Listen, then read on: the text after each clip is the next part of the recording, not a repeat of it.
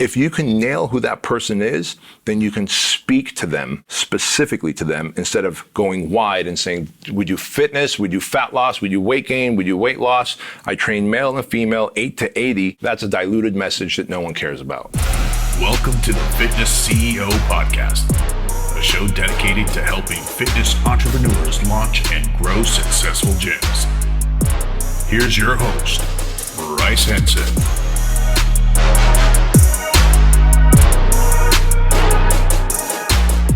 Welcome back, friends, to another incredible episode of the podcast, and just fired up today with my man B. And today we are talking about the how to be effective direct response marketer. And man, there's no better person to be in the studio with you today, B. So we're gonna fire this up. I prepared some kind of high-level guidance, and I want to also credit Dan Kennedy, who you introduced me to. The legend for a lot of this framework in magnetic marketing. So have some frameworks, really what make an effective a direct response marketer, and then also we'll kind of finish the episode with some common mistakes to avoid. I suppose we should probably tap on what direct response marketing is. So let's kind of nail that, and then we'll go down the list here to really help everyone who's planning on opening up a Fit Body Bootcamp gym in their town and community. But no matter what kind of gym you want to open up, or business you want to open up for that matter, direct response marketing holds every dollar accountable to generating more dollars. Whereas brand marketing is about getting your brand out there, but you don't know if that billboard or the bus bench or the TV ad got you the client or not. You're just like, you got your brand and your logo and your little slogan out there, but what generated the lead? You don't know. Whereas direct response marketing says that I'm going to put this ad and offer on this platform, say Facebook, or a bus bench, whatever. Like, for example, a bus bench might have this specific 800 number, so that if they saw my ad on the billboard, they're calling this number. If they saw my ad on the bus bench, they're calling a different number. And if they saw my ad on their cable TV network, they're calling a different number. And now I get to see which of those three platforms, billboards, bus bench, or cable TV channel, generated the most leads, that converted into most sales. That is direct response. Whereas branding is what Coca-Cola does because they've got an obscene amount of money and they can. Whereas what you and I want to do is do direct response marketing so that we can take $1 and convert it into 5, 10, 15, and 20. And so that's how we hold money accountable. And we're going to give the folks here the blueprint on how to run direct response campaigns that convert leads into paying clients. Dude, I love that. And it's interesting, B, when I found you 10 years ago or so, actually 12 years, I think at this point, early 2010, I had studied actually advertising. I took many advertising classes in college, and they always talked about brand building and whatnot. So I knew some like conceptual things, but when I wanted to start my entrepreneurial journey, it never made sense to me like how these companies, aside from like the large companies, could actually put money out to the market without that direct response call to action. So finally, following you, I was like, holy smokes, like it just made a ton of sense. And that is from a local business, from a local fitness business, or whatever local business you have, this is the key to success. So first off, first principle is counterintuitive. So many companies, or say most companies, they just think, or entrepreneurs, I got a great idea of product or service. Let me create this product or service. And then after they spend all this time, energy, and money, they're like, okay, now who do I sell it to? Which is the exact opposite thing you need to do. Yeah. First and foremost, you have to identify your dream client, your dream customer, or as we call in the direct marketing space, your dream avatar, because that is the fundamental step. Once you know your who, then you can create products and services around that person. So that's my first principle. B, would love to hear some of your insights. Yeah, and so, Dan Kennedy talks about this all the time. Frank Kern talks about this all the time. Ogilvy and his books from back in the day. And by the way, the reason we need to understand that universities, it's like, well, what if direct response marketing is so much more effective? Because I could start with a smaller budget and trace that budget to an actual outcome of profitability. Why aren't colleges and universities teaching that in advertising classes, right? Crazy. Instead, they're teaching branding. They're teaching branding. The reason is big, giant ad agencies don't like direct response marketing. They like branding. They want Bryce to go to an ad agency and go, hey, can you create a cool logo and slogan and fancy video for us to put out there? And they're going to say yes, and we're going to put it out there. We're going to help you get clients. And then when you go, hey, my business kind of got a little increase in sales, but really didn't get much. You go, but look at we were on this many channels, this many networks, you got this many impressions, this many views, that many shares. Well, guess what, folks? You can't take views, shares, impressions, comments to the bank. No, you cannot. So ad agencies don't want you to trace the outcome to money. They want you to see a giant billboard or to see your video running on TV or YouTube or Google or Facebook, Instagram, TikTok, whatever, and go and feel good about it. Like, man, look at all the impressions we got. We got 1.3 million impressions. Well, because it was a funny ad. Did that ad convert into actual sales of the product? No, it didn't. Therefore, it was a horrible ad. Though it was funny, though it went viral, though it got millions of views, did it add millions of dollars to the bank account? No. Then you sucked at it. And so the idea of creating the avatar is saying, all right, who is the person that I want to serve? What is the problem that they have? And what keeps them awake at night? So, for example, as we started to think about Fit Body Bootcamp, we go, all right, well, we know the client that we want to serve is already unserved right now. Big box gyms, when I created Fit Body Bootcamp back in 2010, big box gyms were not serving the moms and the women who wanted to work out in a group environment, but with weights and resistance. They had aerobics classes that were kind of free, but they didn't hold you accountable. They didn't do any body fat testing and any measurements and any assessments. They didn't ask you what your goals are. It's just, hey, you pay $49 a month to the gym and you can go 3, 4, 5 days a week if you want, but if you don't show up, no one's gonna hold you accountable. Well, personal training solved the problem, but man, this personal training was like $600 to $800 a month. And if quote unquote Mrs. Jones can't afford that, there's a vacuum that I gotta fill. Aerobics classes weren't meeting the needs. Personal training was too cost prohibitive for most of the client that we wanted to serve. And our client we labeled her Mrs. Jones, and I knew that she was a mom or she was a busy mom or a working mom, which meant she's probably married, has kids, and is either running the house, which is a full-time job in itself, or also has a job or a career. And as all moms do, they put themselves last. That's what a mom does. And so by the time I'm feeding the husband, by the time I take care of the kids, by the time I take care of the house and my work, I'm too tired to work out. And so we knew that it would have to be 30-minute workout sessions and not 60. We knew what their fears and frustrations were. I had heard over and over again from when I was a personal trainer, when I would point to a client who was a mom, our Mrs. Jones avatar, I would say, hey, look in the mirror. You could see your bicep working. Oh, I don't want to look in the mirror. I knew that they didn't want to see mirrors. They didn't want to see their reflection yet. They hadn't become the after picture yet, right? They didn't want to see. So I was like, all right, got it. So these gyms that have all these clunky equipment are intimidating. Yep. The mirrors are undesirable to them right now because they're not happy with the body that they have. And so then they go into an aerobics class that doesn't hold them accountable and doesn't put their body through resistance.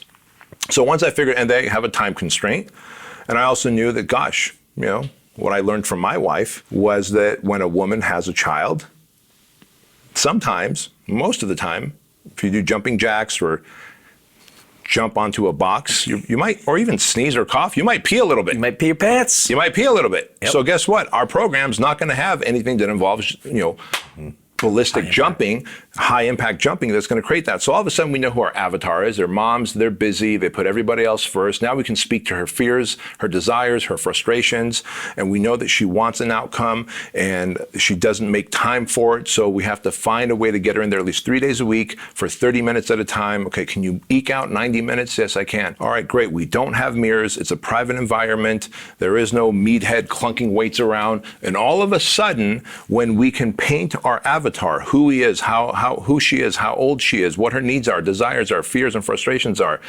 time constraints, her budget. Now, when in our marketing, we can literally speak to her needs and wants and fears and frustrations. And when she sees that ad, she goes, oh my gosh, they're literally speaking my thoughts. They understand what my concerns are. Let me go try 3 free workouts and see if this is right for me. And those 3 free workouts inevitably lead to a client that's committed She ends up getting results. She ends up being evangelical about the Fit Body Bootcamp brand and ends up being a referral source. And now she tells her friends. And so we know who the avatar is. And in fact, when I created the project, I knew who the avatar was, very different than Mrs. Jones. His name is Dave. He's in his late 30s. He started a business. He's got a couple kids and he's married, and he thought, I will build it and they will come. And he built the business and they didn't come. Now he's maxed out his credit cards, and now he's borrowing money on the house. The wife's like, I hardly ever see you. You hardly ever see your kids. We don't have a date night. Now he's leaning into alcohol, possibly food as an addiction, possibly drugs to numb his pain. And before you know it, the vices and the guilt and the shame and the argument over money lead him to come to the project. So imagine that guy, Dave. I know his age, I know his frustration, I know what keeps him awake at night. How easy is it for me to then market to him on Facebook and Instagram and YouTube and interrupt his David Goggins YouTube search experience by saying, hey, my name is Bedros Keuilian, and those guys right there are going through this awesome experience with the Navy SEAL, and they're building a brotherhood that hold themselves accountable to faith, family, fitness, and finance, which are probably the things that are keeping you awake at night. It's like, holy crap, dude, you're speaking to me. I was searching David Goggins motivational videos, and you just started to speak to me. Yeah, and they lean in. So whether it's a Mrs. Jones or Dave, my avatar for the project, if you can nail who that person is, then you can speak to them, specifically to them, instead of going wide and saying, we do fitness, we do fat loss, we do weight gain, we do weight loss. I train male and female 8 to 80. That's a diluted message that no one cares about. And that's so important to understanding, again, who your avatar is. Then you can address basically their problems, agitate those problems, and become the solution to those problems. And you did a good job of basically highlighting the difference between branding and direct response. And I know I alluded to that earlier. You can create a prototype or avatar. Now, as we both recommended, unless you're a Fortune 500 company or a franchise system, you typically we're not going to recommend that you do branding, because that's going to be a waste of money. However, if you are a franchise system like ours, we can actually take that avatar to another level of sophistication. So in version 1 that B just laid out of Fit Body Bootcamp, we established our avatar as Mrs. Jones. But let's face it, things change, markets change. We just went through a global pandemic. So one of the values that we're actually taking hold at Fit Body Bootcamp, we're launching this brand-wide initiative called Operation Mrs. Jones in August. Actually, by the time of this taping, it'll already be pushed out. But ultimately, what we're looking to do is we not only understand Mrs. Jones, but understand her at a deeper level, both demographic and also psychographic. And really what the two differences are. Demographics is age, race, geography, income, just the normal demographic information, whereas psychographic information is, to your point, why Mrs. Jones acts the way she does, what keeps her home at night, really the psychology of that. And it's exciting, the power of the franchise, the marketing fund that we have. We're able to tap in and really execute a very long and deep research and really understand Mrs. Jones at a higher level. So that's some exciting stuff that we're able to take that and really pour gas on the fire, if you will, to really understand our avatar here at Fit Body Bootcamp. But regardless, whether you join a Fit Body Bootcamp or not, foundational number 1 is know your avatar, know what keeps them up at night, and really to your point there. The second point that I want to hit on is in branding and direct response is a USP, which stands for unique selling proposition. And I'm going to tee this up and I'm going to showcase a brand example that we all know, and then specifically we're doing at Fit Body, and then afterwards, I would love your insights on that as well. USP, unique selling proposition. Really, Dan Kennedy talks about this is if you're trying to understand your USP, really what you're trying to do is understand why your dream client, your avatar, is going to choose you over all the other competing offers, products, services, including doing nothing. So really, if you ask yourself that question, then you can begin to formulate really what sets your brand, what sets your product or service apart. And a very famous example we all know in the 80s and 90s, Domino's Pizza, Tom Monahan, who basically launched Domino's. They were actually having a hard time basically creating a strong USP that would really speak to their dream client. And after through some iterations, market research, probably the marketing fund, leveraging the franchise aspect, they landed on a USP that really just changed launched their business, and it's the reason that we know, and we're talking about them today, which very clearly Domino's set out is fresh, hot, delivered pizza in 30 minutes or less. And that was very clear, very concise. It basically spoke to a specific audience, and it was the audience of, a college kid or a family that, wasn't looking for the top ingredients or like the world-class experience. They wanted fresh, hot, delivered pizza in 30 minutes or less. And for their avatar, holy smokes, that spoke to them. And ultimately their brand blew up. Now, here at Fit Body Bootcamp, we just launched, and we talked about this in a previous episode, but I'm actually going to shoot a specific episode just totally focused around the Ultimate Transformation Program. But this is something that our director of marketing last year in 2021 basically created a first version prototype.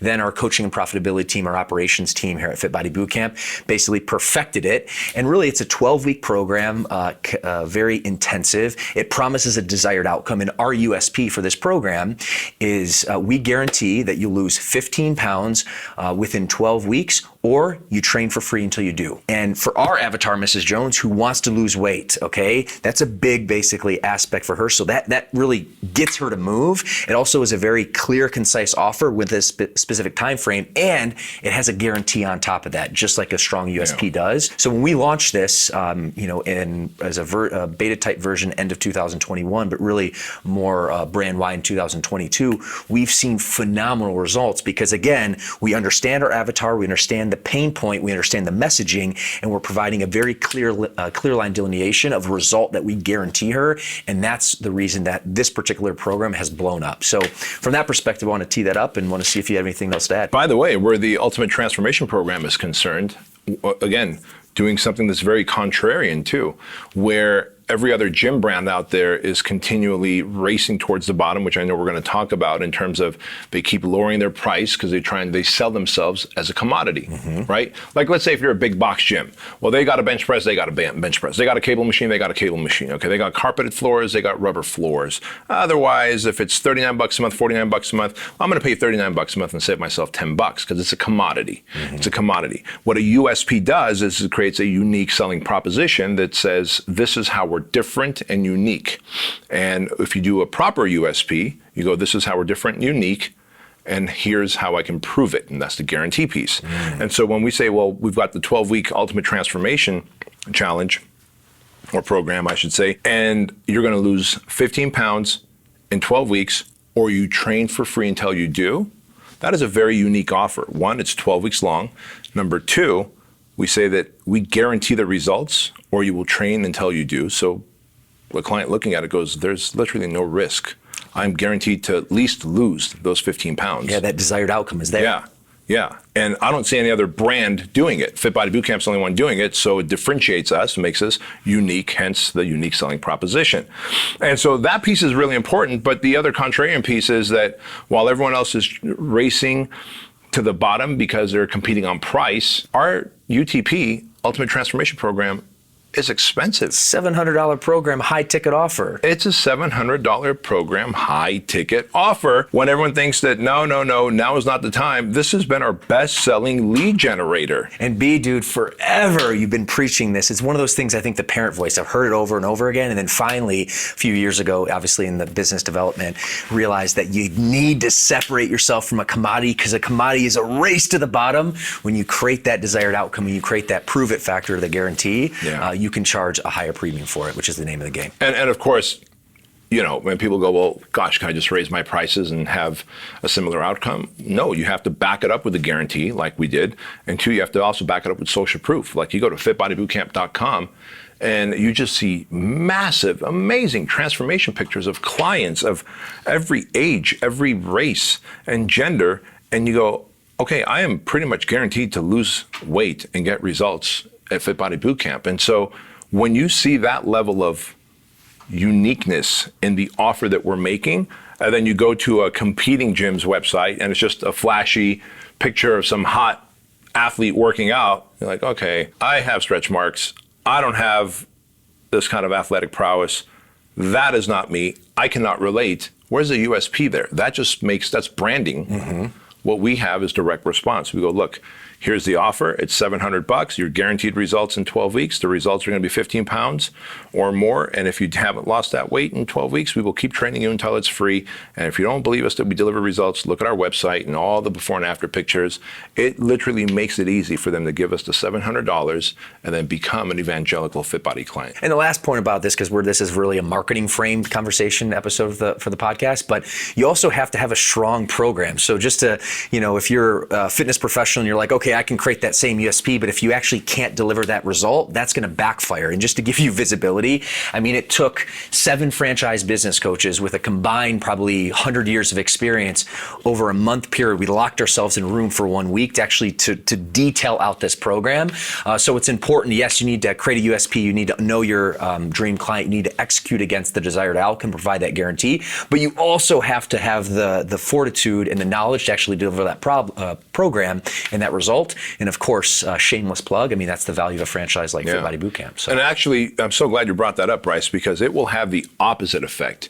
If you sell something like that and you're not able to back it up by delivering the expectations, and you might say, well, the client didn't come and do the workouts. Well, what milestones did you have in place for them to be motivated to come? Did you have a check-in process? Did you have a follow-up process when they missed a workout halfway through their 12 weeks?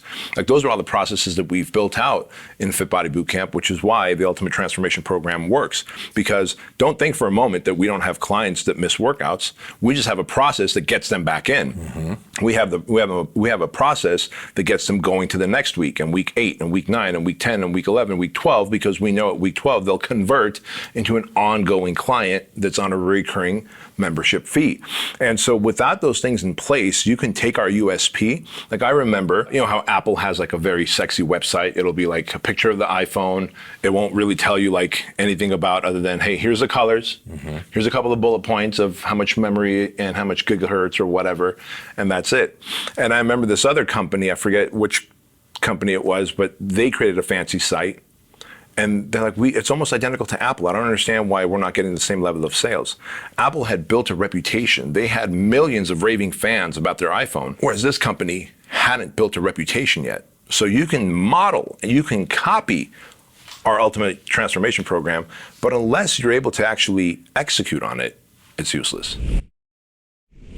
What's up, my friend? Bryce here. Now, you might know me as the co-host of this podcast and the CEO of Fit Body. But what many people don't know is that I actually began my journey as a Fit Body franchise owner.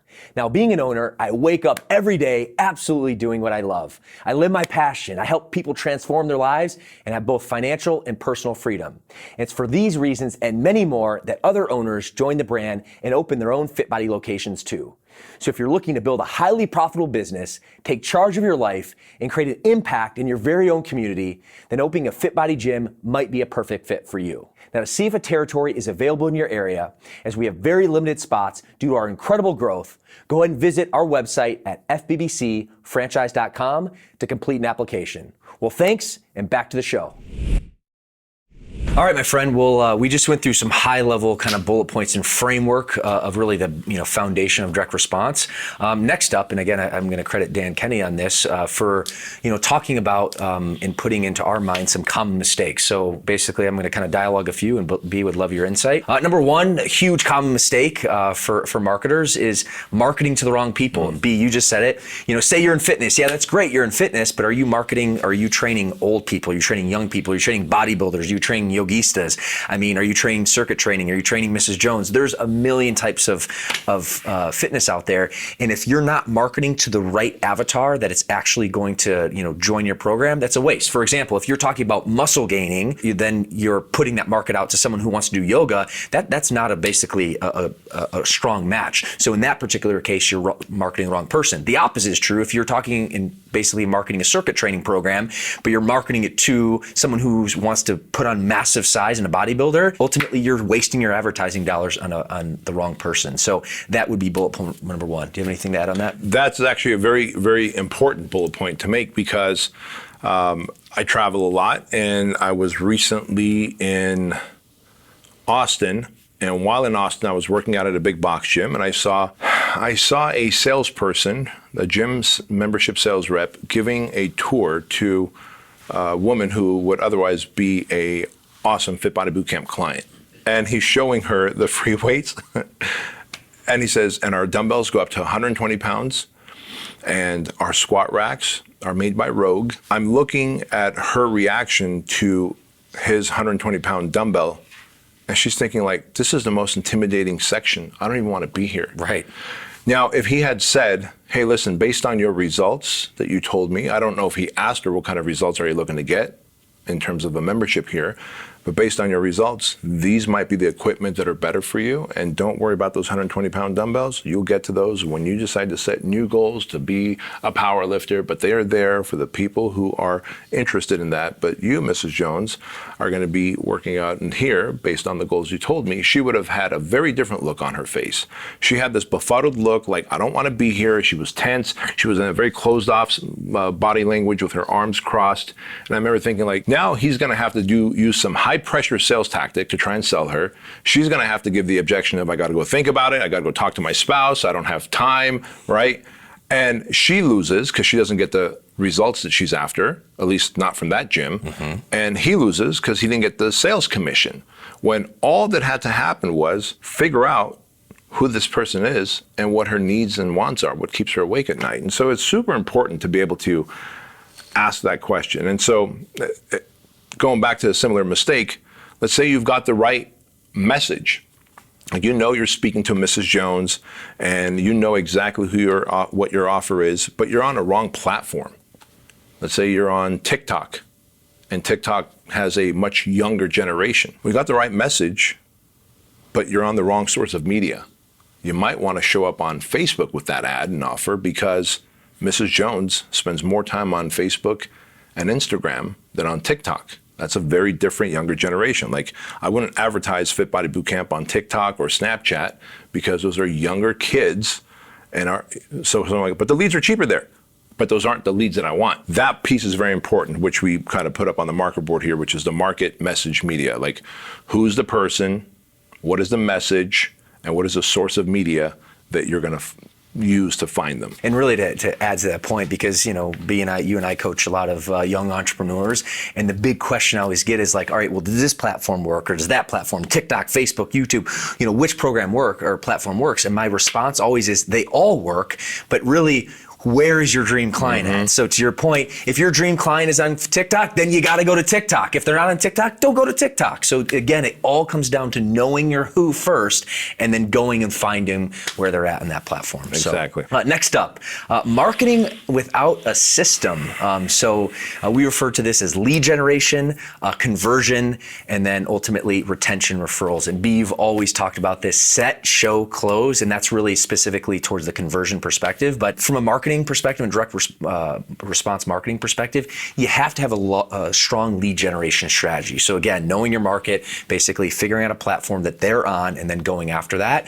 Second, you have to have a good conversion strategy, and that's the set, show, close. So basically, when you get a lead coming through the pipeline, whether it's belly-to-belly sales, you're sitting down with them in person, whether that's scheduling a phone call or a consultation, whether that's scheduling a workshop or a group sales perspective, you have to have a strong conversion process to take that lead that you just generated and then convert them into a long-term paying client. And for us, we have two forms of that. One with UTP, which we just talked about earlier. That's a phone sales system. So basically, once they opt in, they schedule a call with our sales associate, and then that's where that conversion takes place. And then our traditional routes with the referral programs and whatnot, we sit down with them. I call the strategy session, and B, you've always talked about this, belly-to-belly sales. And really, from a conversion perspective, your conversions always are going to increase the more opportunity you have to sit down with someone, to look into their eyes and really be there to serve them. And the last is retention, and referral aspect. So, B talked about this. Retention is the name of the game. If you really want to grow your fitness business, and my brother Barrett, who's the director of coaching and profitability, he always just says this: if you're serious about growth, you need to freaking lock the back door. You need to retain your clients. You need to have a strong retention program, which actually goes hand in hand with the referral program as well. And we have a structured program called the Refer and Earn program. We incentivize our clients to bring in their family and friends. So, you have to have a system. If you don't have a lead generation, a conversion, and a retention system, and you're just throwing out ads, you are wasting money. So that's a huge mistake. Dude, I'm so glad you brought that piece up, because whenever young or new entrepreneurs, I'm not even going to say young, I'll say new entrepreneurs, because lately I've seen many people leave careers that they've been in for 15, 20 years and decide they're going to be entrepreneurs.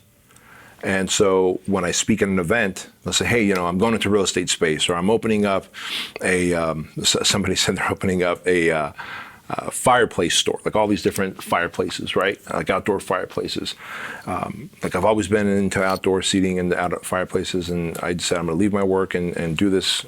Cool. And they go, what is the best marketing system that you can think of, Bedros, for me? I go, how about I teach you the best retention system first? How can you get that person who's going to buy a fireplace from you to also buy patio furniture, to also buy heat lamps, to also buy turf, to also buy paving stones? Because if they're into outdoor fireplace and they're into outdoor living, and outdoor living can have multiple sales points.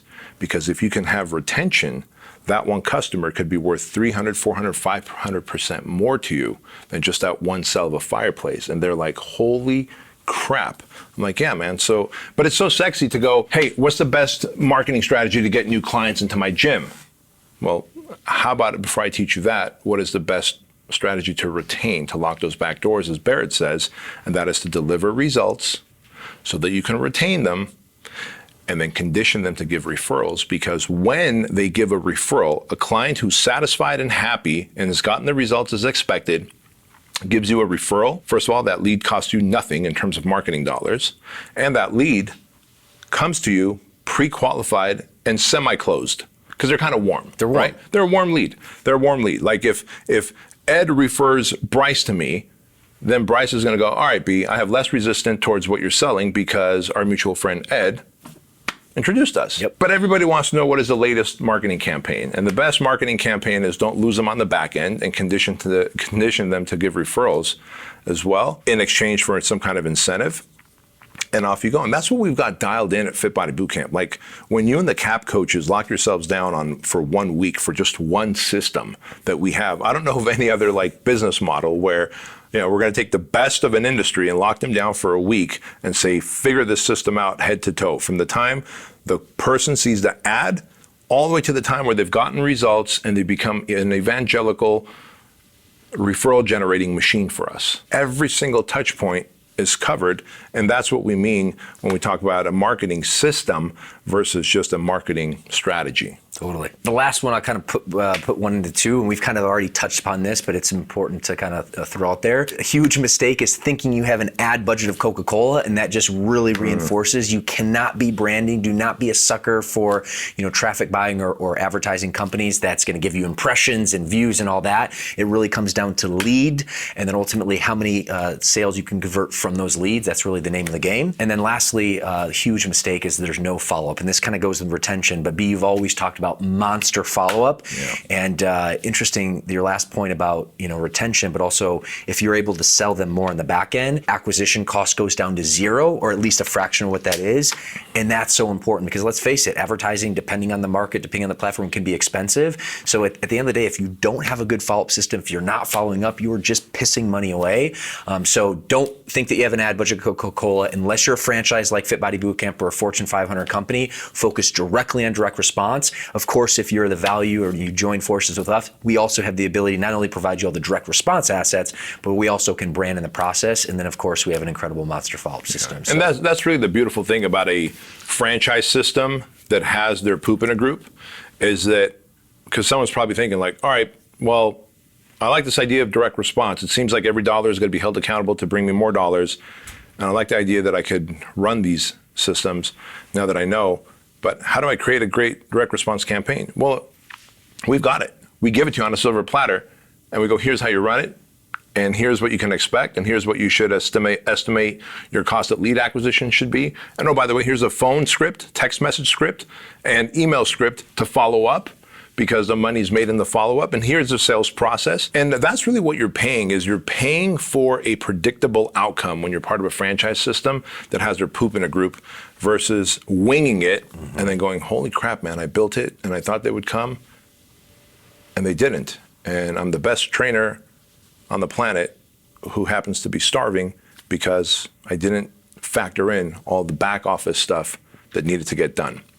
And so if someone is willing to understand that the money is made through direct response, and systems save you time, effort, and money. Ben Jones, Matt Wilbur, these guys come to mind when you talk about having multi-locations, because they just continue to can and clone their Fit Body Bootcamp locations because they have the systems in place. Yes, indeed. Well, my friends, I mean, from a content perspective, from a framework perspective, and things to look out for from a mistake perspective, I wanted to kind of color in the details in the knowledge of direct response marketing. B, that's really I got from me. Do you have anything, last words of wisdom? I think we nailed it on this one. All right, my friends. Well, hope you got a ton of value. As always, give us a like and subscribe. And also, drop your biggest takeaway in the comments. And maybe if there's a question you have from a marketing or branding or direct response, throw that in the comments. We'll get back to you. And as always, thanks for your time. We'll see you in the next episode.